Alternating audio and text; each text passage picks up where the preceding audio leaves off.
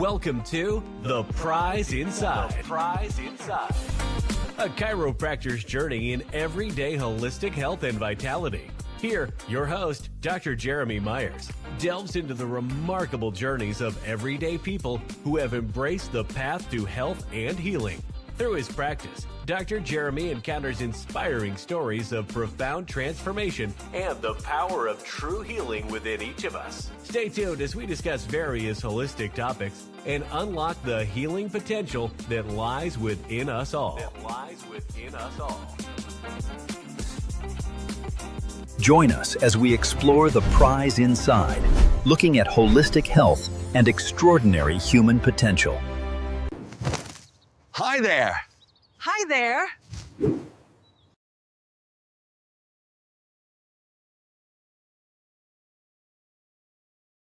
The Prize Inside, a podcast dedicated to holistic living and unlocking your human potential.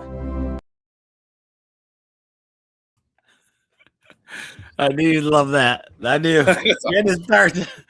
I'm working on the AI stuff, man. I'm telling you. It's gonna be fun. That's what I've always. That's my thing. I think my always number one goal for working out was to be a superhero for my kids. So that just started off great. Well, that's what the Prize Inside's all about. It's like all of us can do it. Let's see what we can do each week. And Ryan's one of my biggest fans. So for those that don't know, my special guest tonight, I gave a little hint, is my brother Ryan. Very studious in the weightlifting genre, has helped many people. We started our mission together, weightlifting and working out.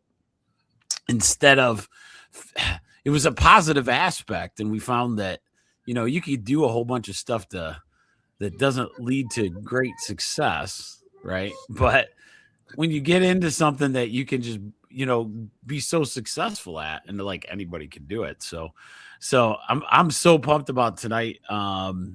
Every week. So welcome to the 1% tribe. So if you don't know, every week we go over something different.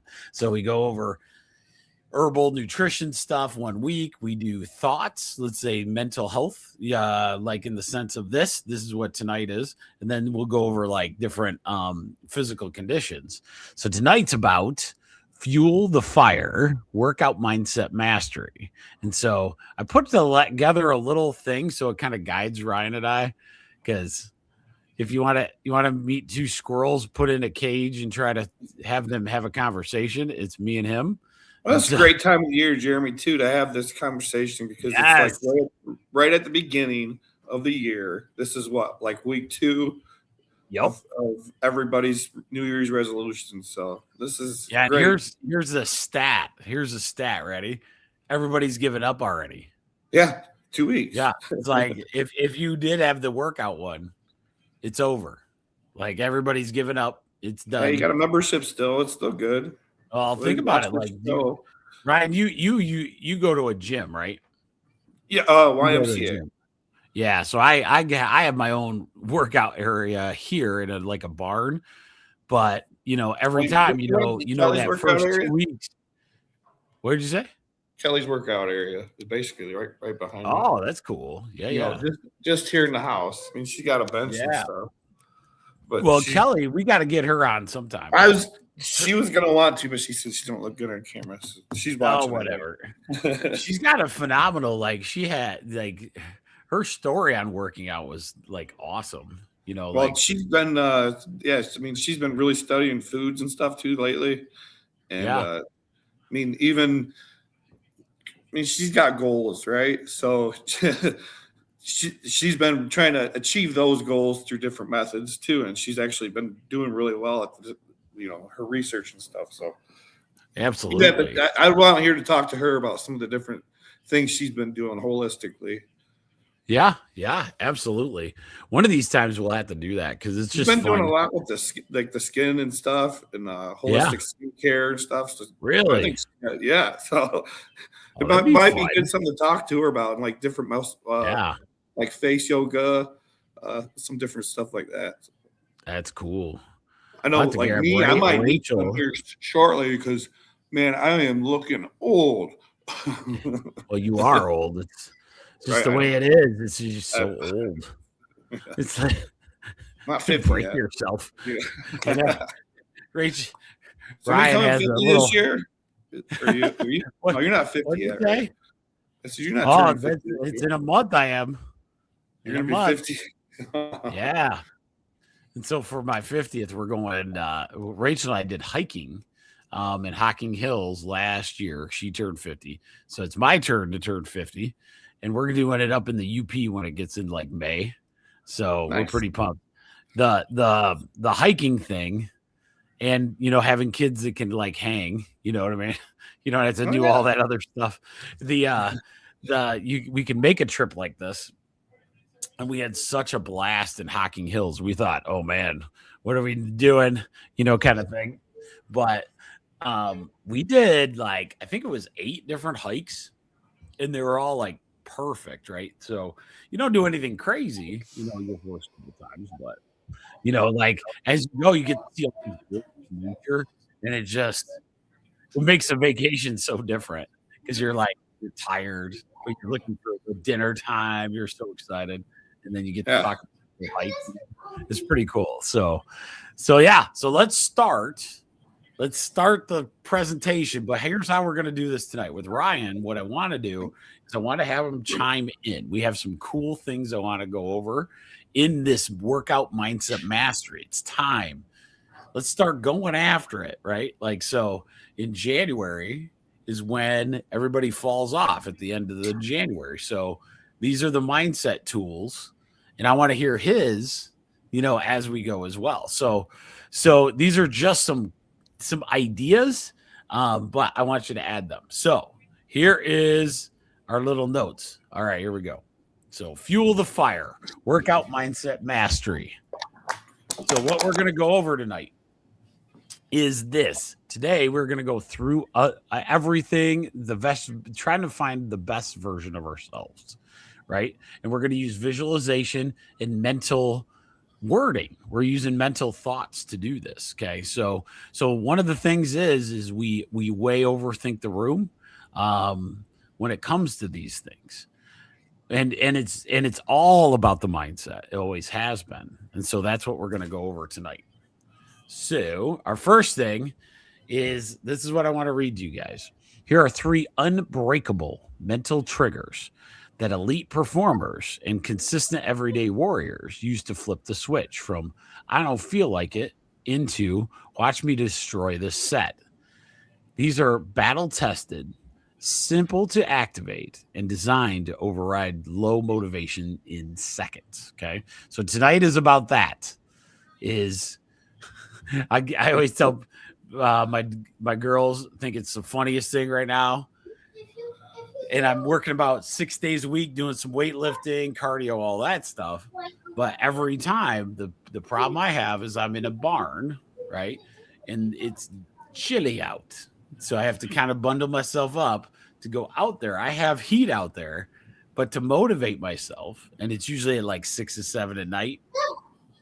So I look at my Rachel, Lexi, and Allie, and I'm like, motivate me.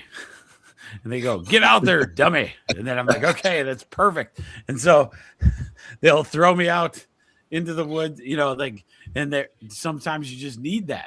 So just ask for the motivation. Kids will do it for you. I promise. They love doing that. If you don't have the mental capacity or something, one night, just say, motivate me. And they will. They'll be your trainer. So remember that one. All right. So here's the first one. This one I like, and I want Ryan to expound on this after I say it. This is who I am now. Why does this work? When motivation is low, your brain defaults to your old identity. I'm someone who skips when I'm tired. This trigger forces a rapid identity shift to your aspirational self. So this is who I am now changes this. I'm disciplined beast who shows up no matter what, right? How to trigger it. As soon as I don't feel like it thought hits, immediately say out loud or in your head with conviction. This is what your blank name does, right? So this is Rhino. This is one Rhino. This is what Rhino does, man. That's right. And so mine in high school, even though it's not very intimidating, this is what Duck would do, right? Yep. He doesn't sit around and just not say anything, right? Examples is this is what the Iron Warrior does, or this is what the Unbreakable Jeremy does. Whatever it is, make it up in your head, right? And so it's a physical cue, right? Just like visualization. We've talked about visualization for different things. One of my favorite guys, Mike Dooley, I love all of his courses. He just did one for motivation, right? All these manifesting your dreams. Imagination is the key to this. Yep. Thinking you're a superhero is okay. You did when you were a kid, right? It was fine to be the Hulk. It was fine to be all these things, right? So I like the Hulk. The Hulk one. The one I use is the Hulk one, and it's like you get to a point you really don't want to go. Everything hurts. I don't want to go. Right. I always just tell myself, "F this." I'm going, and then that turns into one of my best workouts ever. I just, whenever my mind tells myself I don't want to do it, I just automatically tell myself, no, I can't. I have to do it. Like, right. Boom. Because it's always you don't want to do it. Your body's literally every day I don't want to do it. And so, right. and actually get better workouts literally sore from doing it the last time. And you're asking your body to do this crap again, right? And so that's one of the hard parts is mentally preparing for that moment. But then once you get in, you see, number one, it wasn't that bad. Number two, the benefit you actually feel. Like, one of the things that I'm noticing a lot in my doctor world is people having trouble sleeping. Well, because a lot of times when it's wintertime, they're sitting around on their butt instead of getting outside and doing these physical fitness type things. The one reason, and I guarantee if you get into any type of workout to any type of intensity, I guarantee your sleeping pattern will change. Guaranteed. Like, it's not even a question. I always wonder, like, Ryan, do you have trouble falling asleep? I'm just curious. No, never. Never, right? No. Especially when you work out hard, right? So one of the things that will happen is that you can do this thing if you sit around and in that January time frame, which is exactly what happens because it's too freaking cold to garden or do those kind of things.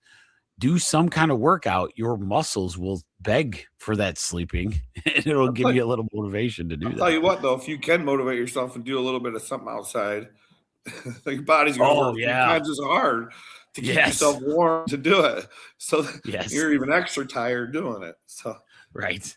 Imagine doing your whole workout. Cool to do. Yeah. You know how they have the gyms outside in like LA and California, the old let's do a Michigan one. Yes. Just the outdoor ice cubes for barbells. Oh my God. We're on to something, dude. We could charge big bucks for that gym. Yeah. We could. You just be like, just don't touch your tongue to the pole. That's all that would be. Just don't do that. That's awesome. So this is the first mantra I want you to remember. This is who I am now. I'm not that person that that puts off the excuse anymore. This is who I am now. And that's a pretty cool thing. I'm going to, I think that's a great one, as we go. So now here's the next one. Ready? What cost? Oh, this one's going to be right up Ryan's alley. What cost me more, doing it or skipping it? Which one costs more? All right. This is short-term. So low motivation loves short-term comfort. This trigger flips the frame to long-term pain, making inaction feel way more expensive than pushing through. Does that make sense? So ask yourself 2 rapid-fire questions. What will I lose if I skip this? Momentum, self-respect, progress towards my goals. What will I gain if I crush it, though? Pride, proof I'm leveling up. So let's talk about this one. What costs me more? Doing it or skipping? Now, here's the thing. Let's say you're in such a moment that even the workout itself isn't as up to par, right? So sometimes that'll happen, right? It does. So you're so tired, it's not up to your standard. But what happened? And I can tell you what I know. What I know is you went and improved yourself at least 1% physically. Okay. At least 1%. If you skip it, that's at a 0%. So which one is there? I see it as a negative. What'd you say? I see it as a negative. If you're not in your, say you're working 3 days a week or 4 days out of 7 days. Yeah. That's what I usually do. If I miss a day, I feel like I've actually fallen behind. Right. So like if you miss a day, it's actually going backwards. If I go, you know.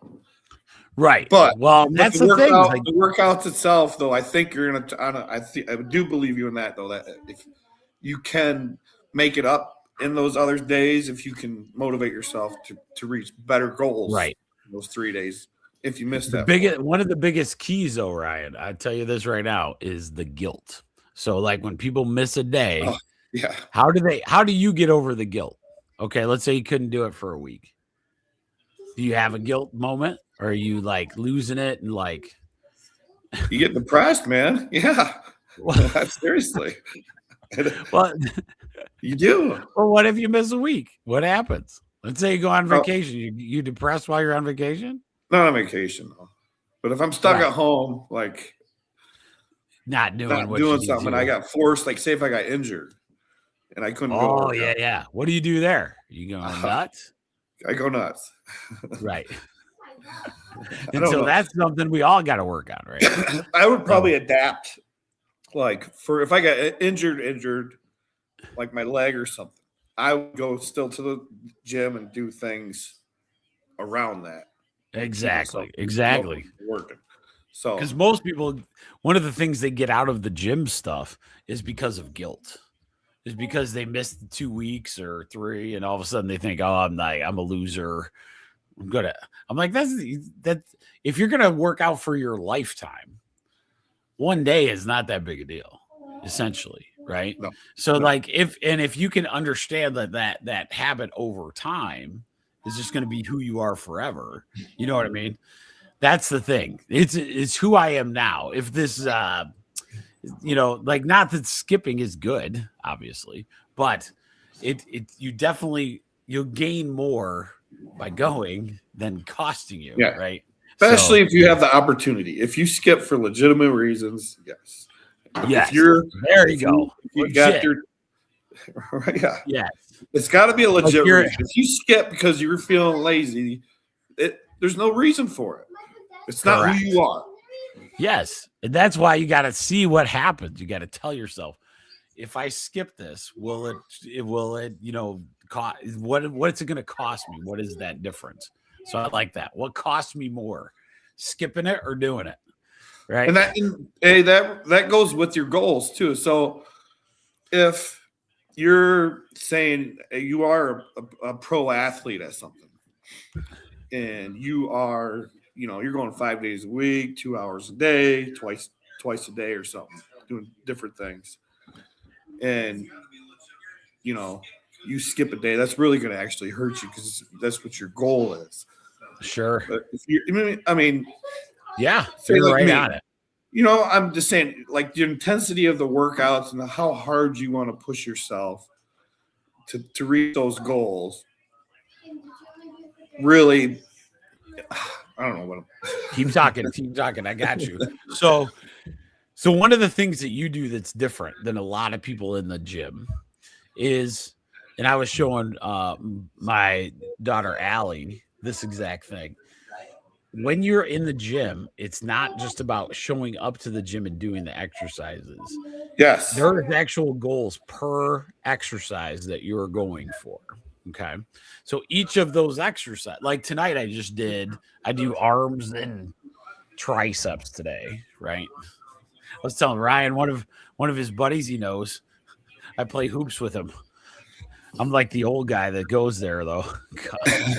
We have one of these days I will be able to run up and down the court. Well, that's my goal though. It feels good to actually like get out. We go at like 7:30. Yeah, I mean, I just started the sprinting again like a month ago. Oh man. And now my goals. Ryan, if you can find like a basketball, like a old man basketball league, it's fantastic. Oh, there's one. There used to be one around 33 and over. Yeah. Yeah, it's great. It's hard to do coaching and barrels, and that's the problem, right? Yeah, so timing can. I like my Sunday off.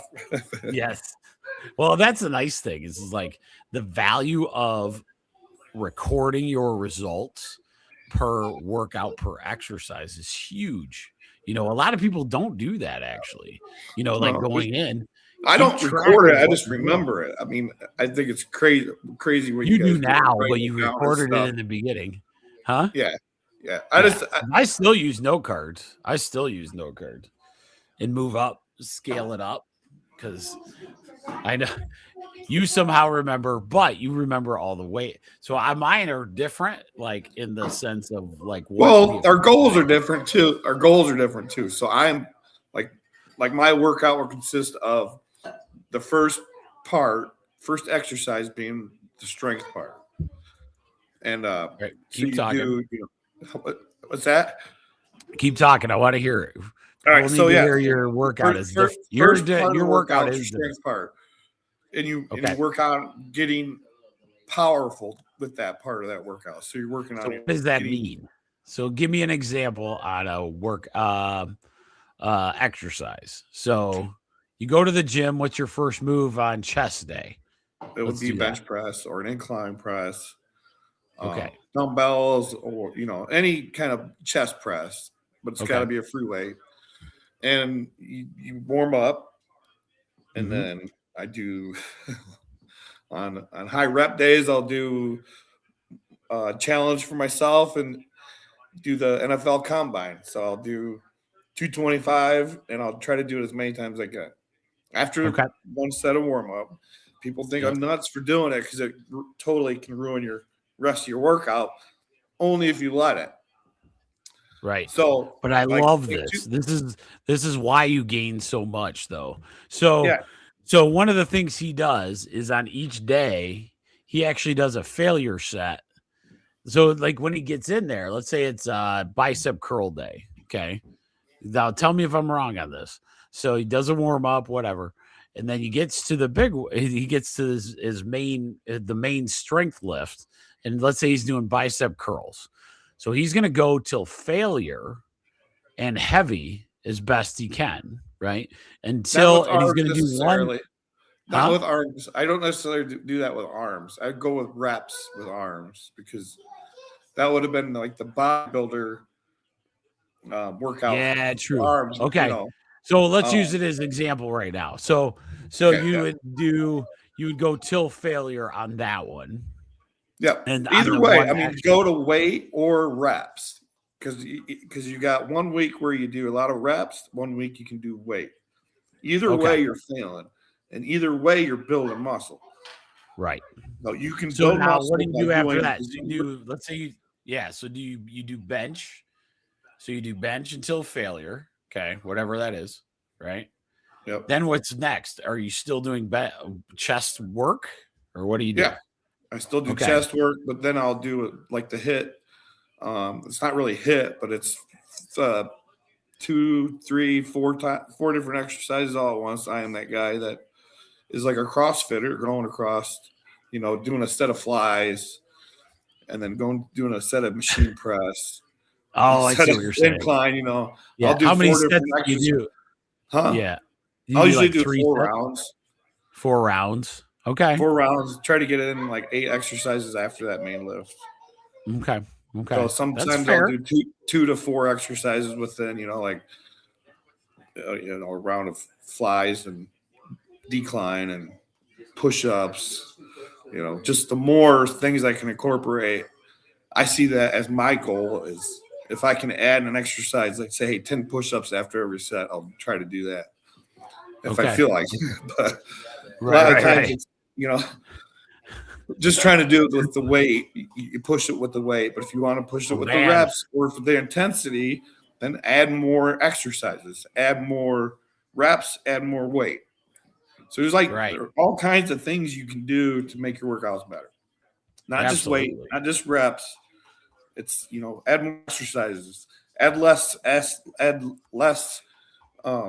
rest time in between sets. Yeah. And then take, you know, do it as a group before, then take your 3 to 4 minute break. Let your heart rate get back down. But keep that heart rate up.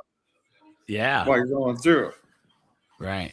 Because it's kind of cool because I'm following your failure set like now. So that's what I've been doing, like with different ones. And it's pretty enlightening in like how fast and how good you feel, actually. Because now like to do the combine, I did this a couple weeks ago,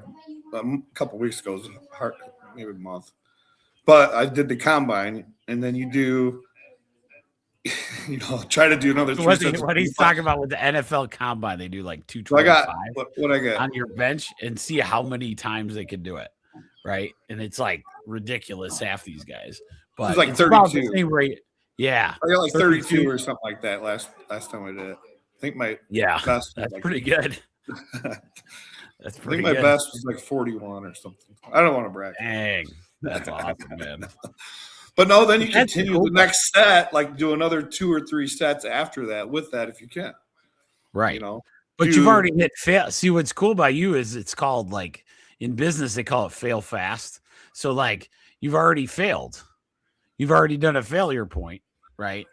That means you've already hit the muscle building stage of what you need to do. Yeah. So each set after that's going to be less, but it is. But you're going to more failure after each one of that, because the physiology of muscle is that you have to get to that point, right? So a lot of people go into the gym and they start so light, they're really not gaining. Right. So they're going in, and let's say I do 3 sets of 8 and I start with just 8. Right now, the first time you go into the gym, it's probably not a bad idea to just get the flow of the exercises, whatever. But then after that, we have to get to that point of where you're actually building muscle. And the only way you can do that is essentially to get to failure. Okay. So that's one of the problems that people go in there and they don't get the gains they want. Is because what it is muscle physiologically is a zipper. Okay. And so what you're trying to do is extend and close that zipper. The time you build muscle is when that zipper actually detaches and it extends further. And then it's the healing capacity. Little mini injuries cause the muscle to create more zipper. Okay. That's how it works. It's literally like a zipper. These little cool, one of these days I'll have to get the little muscle like strands and show it on here while we do this. So Jeremy, let me ask you this. So if I'm going to failure for heavyweight and I throw on, 405 and I get it 3 times. Okay. Is that the same as doing the 225 37 times? 32 times. Good question. Okay. This is a great question. Okay. No, in 2 reasons. One, it is with muscle building. However, you're in the innate intelligence, the nervous system that you currently have, when it feels the weight, when you're talking the heaviness, it will atrophy the muscle quicker because it's saying, holy crap, this dude's lifting 400 million pounds and he's going to move it. Okay. Now you're not going to have as much atrophy or the size building as in the 225 pounds. That builds a different type of, there's muscle types. Okay? Short fibers and long fibers, right? Correct. So there's going to be more short, powerful ones built with the 435 than it will on the 225 where you're doing it multiple reps. Does that make sense? So those short and long fibers, it'll be a good mix because you're going to failure anyway. But on each of those, that failure point is what really gets the muscles actually atrophied. That's why I really like the way I worked out, because that's how I got my workout scheduled. Is 1 week you do a heavy week, chest. Correct. You go do a 3x3. I like to do the heavy weeks usually start around 5x5. Go to the next alternative week would be a 3x3. Week after that, 2 weeks after that would be a failure of 1 rep. But those 1 reps would be singles. So you could do, you start 405, boom, you can get it. You get to that. Because usually if you are messing around with a heavy weight, Jeremy probably knows this now, being older, that like I am more powerful on a max usually on my second or third attempt. Correct. I feel like I can do it better on my second and third time. So I'll do 5 singles. Right. Or exactly. As many singles as I can feel I can get to where, it feels good. Absolutely.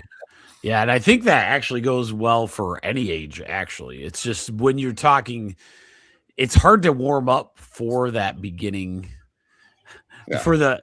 1 rep type situation without. But it's a tough one. Without over. I'm a good judge of when people are with me and I can train them, because I'll be like, stop.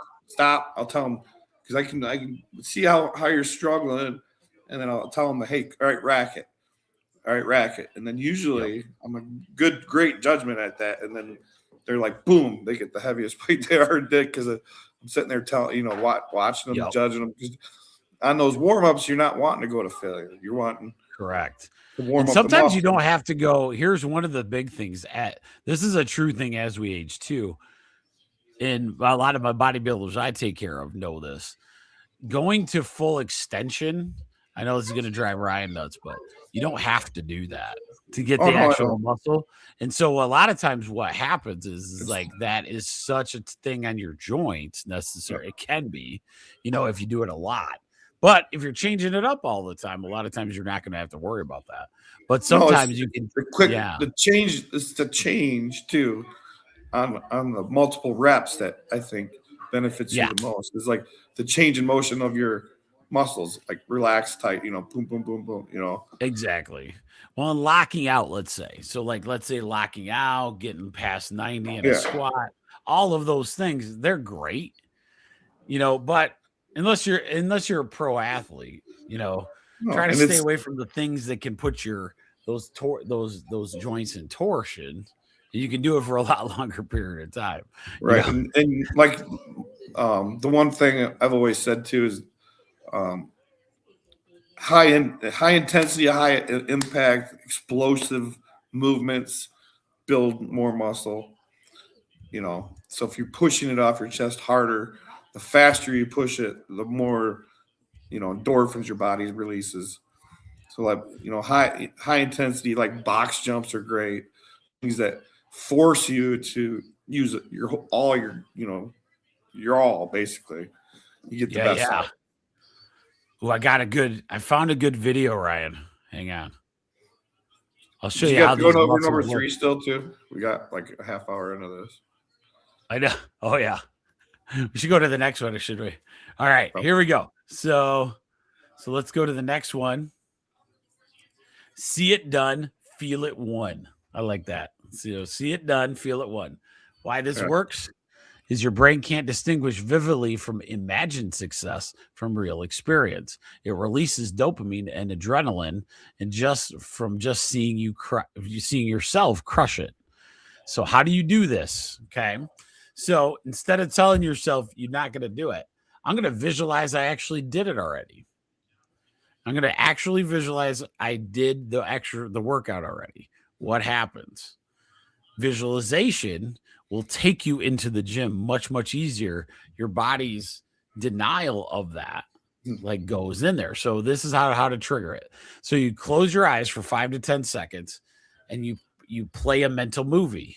Show you powering through that, the thing that you're dreading. Perform it, explosive reps, sweat flying, whatever you need to do. Feel the pump, feel the burn. There's a reason you're going in there, right? I think me and my friends when we were in high school, I think we did that the best. We would go in there and be like, beast mode, look at the monster. And we just, as soon as you'd walk up, if you were on time, if you were late, we called you all kinds of other names. But if you were on time, you were like this beast that was coming in. And you get that little swagger to you. And a lot of times that helped move some mountains, man. It helped you. so have some friends that are like that. Well, just even jumping in your car, putting that music on, driving that 5 minutes, that gets you in the, as soon as you turn the music on, you're ready, Yeah. So just mentally have you go through it. Mentally be at the end of the work. That's what I do. I mean, I really don't have a workout planned until I get to, I do. Yeah. Sometimes, but a lot of the time it'll change as soon as I get in that truck, put the music on. All right.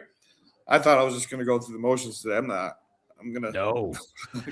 No. One of my favorites is also have a drink. So have your replenished drink, right? So whatever water, you put in it, BCAAs water, or whatever, electrolytes, whatever it is, make it a really good drink, right? Yeah. Oh yeah. Get it delicious so that you are, when you visualize your workout, you're visualizing drink and only drink it if you work out, right? So I have one. We got this Amish. Oh, I should give you these. It's this little box. So it's this Amish like natural electrolytes. And they're just these little powders you put in water, right? But it replenishes your electrolytes, right? And then I throw a few things in there, little protein, whatever, right? But it tastes so good. It's like you almost crave it. It's like little amino acid, little L-glutamine, some of that stuff. I know you don't like pre-workouts, but that's what a pre-workout does for me. It's like you get a good one. You're looking forward to that 7 o'clock, 8 o'clock. They're not bad. I don't hate them. I just think the post-workout gives you that motivation. But like I think you get more out of that. But that's my opinion. It's like, on that kind of stuff. But yeah, the electrolyte thing, replenishing that anyway. Yeah. Just making sure that thing tastes delish. That's the best part. There's some good BCAAs too to take during workouts that help. I don't know if you like those too, Jeremy, or Yep. There's a lot of studies right now. So amino acids are really, really nice to take. That's what Ryan's talking about. So right now it's like a fruit punch. Yep. So like a little bit of that, and actually like as we age, and I add doing it with kids to it too. Right. Creatine is actually a good one as well. Good organic creatine. Don't get the garbage that's with all the junk in it, but find as holistic of a creatine as you can. And we also don't want to take that every week, right? Because your body produces creatine, so we don't ever want to replace it, right? Amino acids are from food, so a lot of times we'll want to have those amino acids. Those have always been good.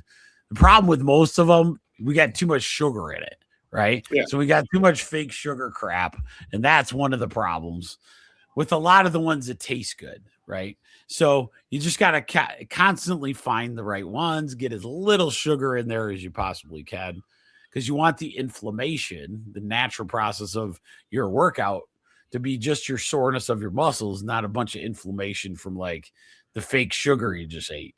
You know what I mean? So that's one of the problems is we do so much. Like Ryan will appreciate this. I used to work out just to eat whatever the hell I wanted to. I was like, oh my God. I had this lineman mentality where you're like, all right, I went to lifting. That means I can have, if Mike Westfall ever watches this for me, Arby's 5 for 5, baby. That's where we were going. We didn't weight lift to like, we just knew we could eat a bunch of stuff, right? So, but that didn't exactly help your recovery, right? You want just the muscles to be the inflamed ones, not the rest of your body. So eating as clean as you can after that workout, that's a good thing too. All right. So that was a pretty good one. All right. So this one's interesting. I won't read this whole thing because we're going to mental rehearsal for real gains. We kind of just went through that, right? Okay. I'll read the beginning and then I'll show you what. So this is creating a vivid multi-sensory movie in your mind of successfully completing your workouts or sets. It's not daydreaming. It's deliberate. It's detailed imagery that tricks your brain into thinking you've already done it. Okay. So this is what the elite athletes do all the time. Why are we any different? Or we aren't, right? If I'm doing weightlifting, I want to look like an old guy named Lee Haney. That was my guy, right? Lee Haney was this big, giant monster. Absolute one Mr. Universe a bunch of times. But when you visualize that idea, that concept, you're visualizing what you want the result to be. It's much easier to walk into that gym. I'm telling you right now. And some, just having that mental picture, realize those gains that you want to make. Jeremy, I think a lot of it, and it's really frustrating me now because I don't see a lot of people at the gym anymore. Right. Hopefully if they're at home. Now it's like, I feel bad because it feels like we don't even set the January stuff anymore. So you don't even see that run No, I didn't see any influx at the Y, at least. Nope. Probably Planet Fitness did. That's what I'm hearing. So it wasn't as bad as it usually is or whatever. So no, and that's people. They go and they fail because it becomes just a habit, and it's like a job. You go in, you do your work. Oh, my job's active, so that keeps me physically active. Whatever. Right. Oh, I go work out. Now I set it as my goal this year. Right. Now you've been in it 5 years, but you're not setting goals in the gym. Correct. There's so many people that don't do that. They meet that first goal. They feel great going to the gym every day, but there's so many more goals you have to set when you get to the gym to make it worth your while. If you don't do that, you're not going to get. I mean, it's just going to be. You're going to be. I don't like to say it, but you're not going to change. Your body won't change. You might change a little bit at first because you got used to it, but like you said, a lot of people go just so they can eat what they want.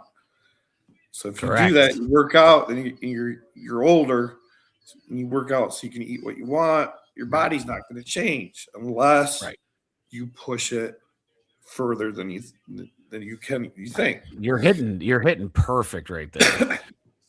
So when you take on something in your life, I want you to be the best person at your job ever, regardless if you like it or not, right? I want to have you constantly improving at your job.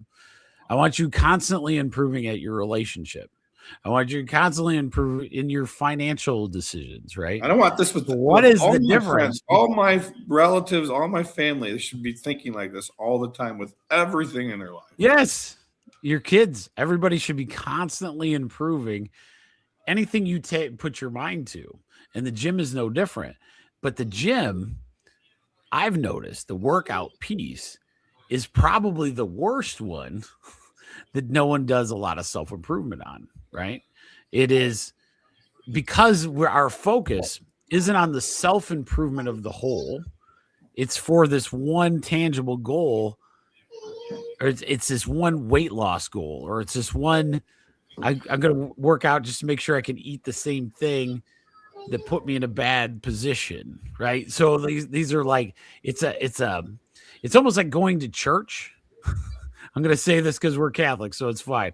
The people that go to church that never change how they live, just to make sure they make sure they go to church, right? Yeah, is this exactly the same thing? It's the same thing. So it's like, okay, I partied all weekend. Friday, Saturday night was bangers. Now I went to church though. Or like business. I mean, like if you own a business or you run a business or you work for a business, you don't want. Some people are fine with going, hey, I went to work, did my work. Yeah, I did it good. I'm good. Yes. But most of the time, a lot of the people have goals and drive to do better. Right. And, so you're going to go to work. You're going to want to do better.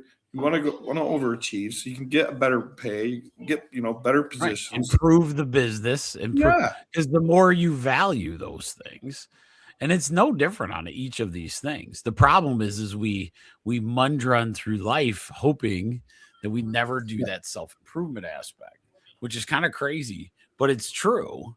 And there's not, and there's not enough, I don't want to brag, but there's not enough people like me to help people and encourage people. Yes. Hey, you're looking good. Sure people don't, and it's the phone thing again. It's like people are stuck back in their phones. If people were looking up, noticing change in people, noticing things about, and then, I totally and not being scared to compliment somebody and say, hey, did you lose some weight? You're looking pretty fit.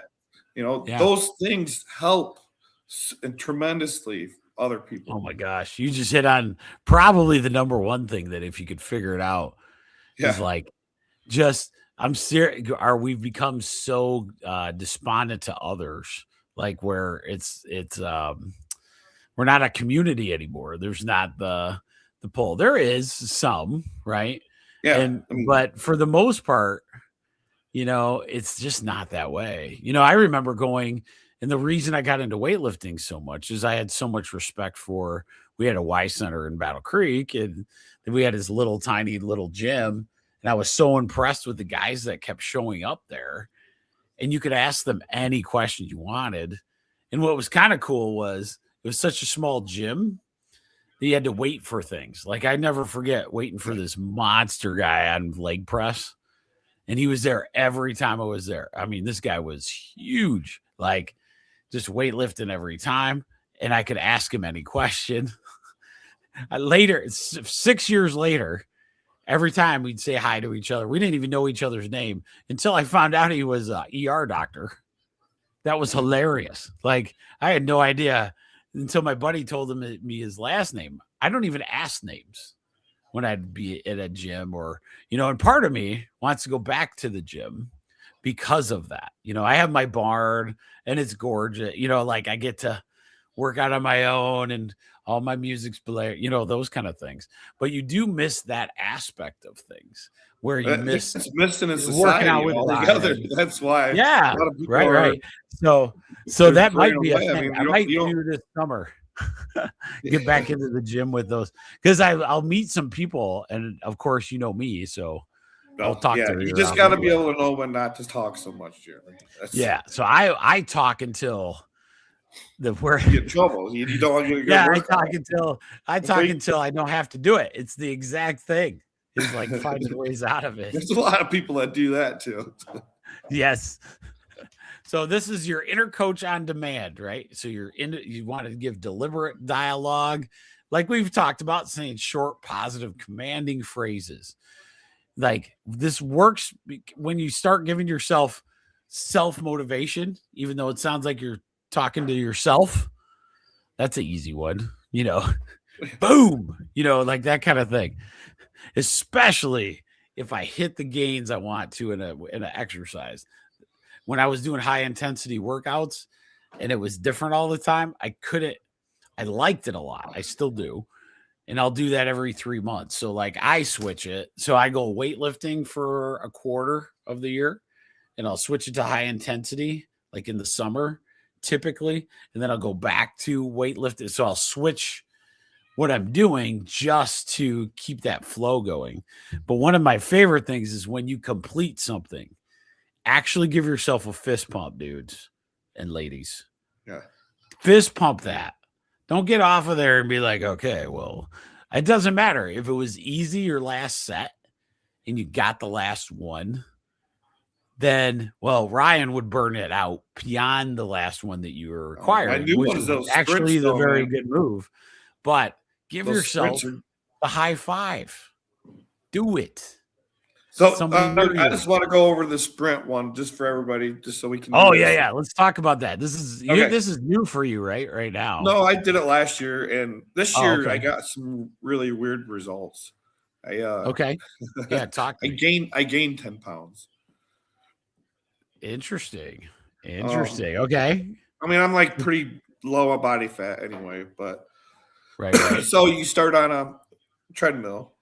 You can do this outside too. So you start walking, 2.5 incline if you're on a treadmill, 3.5 speed walk. So it's a pretty brisk walk, but you're not jogging. You monitor your heart rate too. So you see where your heart rate's at when you're walking and you're steady, and you do it. Do it for a minute. I do it for 30 seconds, then I start for a sprint. So the sprint is a chosen number that you think you can hit, and you do 3 levels of it. So you still go low, medium, high. So say you want to hit, you're at 3.5 walk. Now you want to try to hit 7 for the run, right? So you start with 7. The next run after that's going to be 8. The next one after that's going to be 9. So you got these in your head. So you got to set it right for the first one, so you're not you're not dead for the first sprint. But by the third one, you can feel it. Yeah. So you do it. All right. So you go 3.5 walk, hit 7, go. So you watch the speed. You get up to speed, up to 7. If you want to hold it, you can. I just get up to speed and I hit 3.5, go back down. Right. Especially on a treadmill, it's harder. Yeah.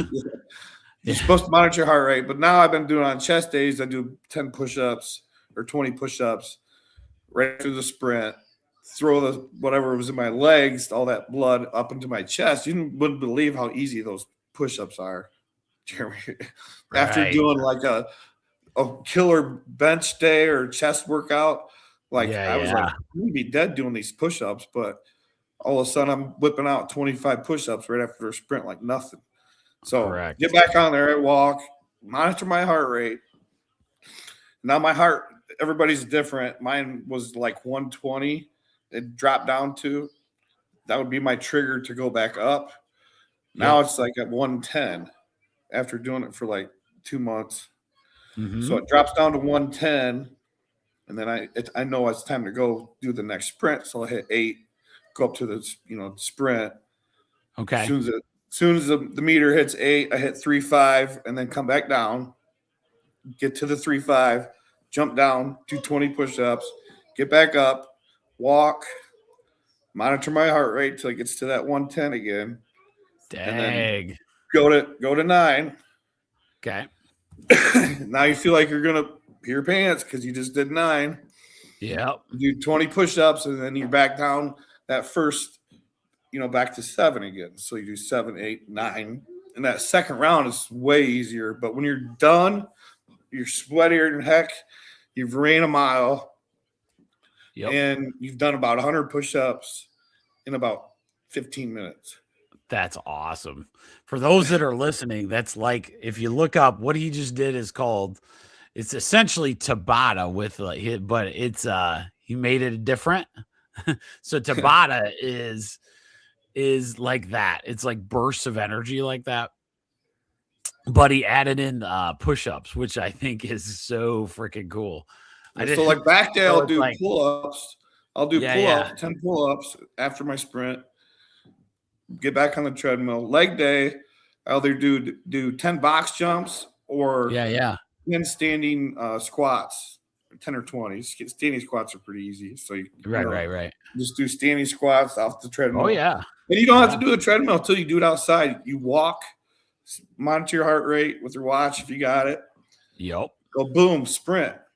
Yep. The other one you can do a really good job if you can't bike or run. Let's say it was all Tabata kind of was for cycling or bike, doing it on a bike. So you can do the same kind of concept, like if you're into biking as well. Hold on one second. Really good one. So with the Tabatas, do they monitor their heart rate? Because the part of my goal is to shorten. Kinda. You shorten the intervals in between because your heart rate, every time you get better, your heart rate slows down faster. Man, you can't get that high for you. So if you go look up the thing called Peak 8. So Peak 8 is about getting to your heart rate 8 times in any workout. So your peak heart rate is what you're going for right now. So because you're hitting that peak heart rate plus So you're doing that, what is that, 4 times? 6 times. 6 times. And then let's say you go do. It's not peak, though. Like, this first 2 are not like your fastest. You're warming up to it. So you're actually only doing it twice on this. Right. So there you go. But you're still working out. So you're still because you probably hit it. I hit it once with my first set of bench or whatever that I maxed out on, So that's the other way you can do that. So you can have so the idea is that this guy wrote a book on it, and this is where high intensity training really took off, is where people could, as long as your heart rate got up to peak 8 times in any workout, however you do it, you can customize that workout. It was awesome. It was a book back in the like 80s, but no one knew about it because this guy was like just a beast all the time, right? Yeah, no one paid attention to it until later when like CrossFit came out, because that's really what high intensity is all about, is just trying to get to your peak heart rate 8 times in a workout. Yeah, like a bodybuilder would want to do 8 peaks in a bodybuilding or in a weightlifting session. If you want to transition to more leaner or a runner, then you do it 8 times in a running session, Yep. That's so mix them all up. Become who you want to be. There's a great middle ground. If you could do both, then you're the ultimate superhero. I'm telling you. That is awesome. That was perfect. So I got other slides, but they ain't worth all the value that all of you got tonight. This was perfect. So I like keeping it about an hour so we don't have to worry, because I want to guys show you this cool thing just in case you're interested. Ryan has been killing it on this stuff. He has got the whiskey barrel decor down pat. If you need any kind of whiskey barrel, feel free to call. Show where's all your good? Come on. Oh man, he is a whiskey barrel master. Lids. Got lids, charcuterie tables, signs, all kinds of crazy cool stuff. He made one for me just recently. Check those out, bad. Indiana. Those are awesome. Night. Thanks, Jerry. Sweet. But what we're gonna do is look up Whiskey Rhino on Facebook and then get with him. He can custom do that. Ryan's a package engineer by trade, so he knows how to do all the laser engraving and cool stuff. So he really took off. He's got some sweet barrels. You can go from barrels to signs, whatever you want. I didn't get a good barrel because you're going crazy on the signs right now. So I know that. Yeah. Just hit up, look up Whiskey Rhino, follow me on Facebook. Yeah. Great. Yes, that'd be huge. All kinds of good stuff. Again, Ryan, for doing this. Yeah, thank you for having me. I appreciate it. Helps me get some of my frustrations out because I'd like to coach and I like to train people at the gym. I have nobody right now. That's how bad it is. I'm working out so we gotta do it, man. We gotta get our world back to I feel sorry for the next person that has to the next I know Joe that comes up. You're making me do it because I gotta talk. I've been putting it off, but I want to do an anti-inflammatory conversation, right? A talk per day. Maybe I make it at a gym and we just lift together. Yeah. At the same time, or something. Because it would be super fun. Or we can do a workout. I'd love to do a workout with you. Oh, yeah, absolutely. Yeah, we haven't done one in forever. I think I chicken out every time. I think we'd have to have somebody like edit it though. Not go live, but do like a. Oh yeah, we do some sweet live. That'd be sweet. Show you up a little bit. That'd be right. I'd have to show him up on his legs. He's got chicken legs. That's what happens around here. Gotta call it. That's right. And that was awesome. I don't know about anymore. I know, exactly. Still chicken legs. Well, you guys rock. And so we'll do this again in a couple, probably through a couple weeks. We'll probably have Ryan come back and see. We can do that on motivation weeks. We'll get it in there. And just remember, just go back to this. This is my favorite one of the night. This is who I am now. This is who I am. That's why it changes, right? This is it. And there's it's funny, whether it's ballet, whether it's yoga, getting in the gym. This is who I am now, and nothing's gonna stop me from getting there. So and there's funny because I did have a lady at work. This is a quick one. It's just like she knows that she's got to do it, and she's just like, I know it. I just have to make it who I am. And I was like, exactly. So and that's the difference. It's one of those things. Yeah, and I try to give her a little encouragement every day to do it. Like, it becomes part of your lifestyle. It changes the world for you, and so that is. Don't forget to have control.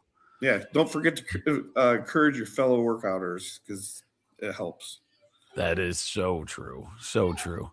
All right, guys, don't forget to follow us on Rumble, The Prize Inside, YouTube, The Prize Inside, A Chiropractor's Journey. Remember, tribe1.substack.com if you want to get on my email list. This is I'm starting to add a newsletter to that. So if you're ever interested in the Substack, it's fantastic. It's a very easy email. You know when we're going live. But with that said, me and Ryan could talk about this for days, and we'll do it another time. All right, thanks, guys. Jeremy. Appreciate it. Have a great night. Tell those girls I said we got to watch one of them play some beast mode basketball. Oh yeah. We didn't realize how tired she was. That was hilarious. That's what we get to coach. 3 minutes. You get 3 minutes to prove yourself. Right. That's what we tell the girls, man. And that's nuts. They go like crazy in there. Yeah, we got to go watch Reagan play some hoops, and in my mind, we hadn't seen her like with her other kids in her class. We didn't realize how small she is. She's feisty, and she plays some good hoops. She had a nice little jumper too. But I was like shocked when I got in there. There was a bunch of 5'8" little girls or something. That's like, fifth grade. Fifth grade, man. That's how it goes. They're shooting up. All right, guys. Well, take it easy. Have a great night. Till next time.